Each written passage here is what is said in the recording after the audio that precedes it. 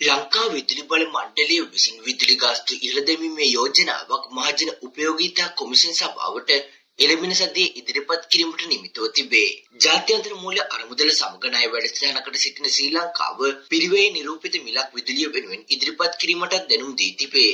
දැනට වාර්තා වන ආකාරයට විදුලි ගාස්තුව 33%කින් හෝ ඊට වැඩි ගණනකින් ඉහළ දැමීමට යෝජනා කරනු ඇත. ජාත්‍යන්තර මූල්‍ය අරමුදලේ මීළඟ ණය වාරිකය නිදහස් කිරීමට පෙර විදුලි ගාස්තුව පිරිවැය නිරූපිත වන ආකාරයට සකස් කළ ලෙස දැනුම් දී තිබේ. පිරිවැය ආවරණය කෙරෙහි ඉදිරි විදුලි ගාස්තු සංශෝධනයේ සිදුවන තෙක් ජාත්‍යන්තර මූල්‍ය අරමුදලේ පස්වන ණය වාරිකය මුදා හැරීමට ප්‍රමාද වෙයි. ජාත්‍යන්තර මූල්‍ය අරමුදලේ සහ ශ්‍රී ලංකා මහ බැංකුවේ ඉහළ පෙළේ ආරංචි මාර්ග මේ බව තහවුරු කරන ලදී. දැනට මූල්‍ය අරමුදලේ ණය වැඩසටහනට අදාළව සිව්වන සමාලෝචනයේ සඳහා මූල්‍ය අරමුදලේ කාර්ය මණ්ඩල මට්ටමේ එකඟතාවය ලැබී තිබුණත් ශ්‍රී ලංකාවට මීළඟ ණය වාරිකය වන ඇමරිකානු ඩොලර් මිලියන 344ක මුදල මුදා හැරීම සඳහා එම සිව්වන සමාලෝචනය සඳහා ජාත්‍යන්තර මූල්‍ය අරමුදලේ විධායක මණ්ඩලයේ අනුමැතිය හිමි වෙත තිබේ.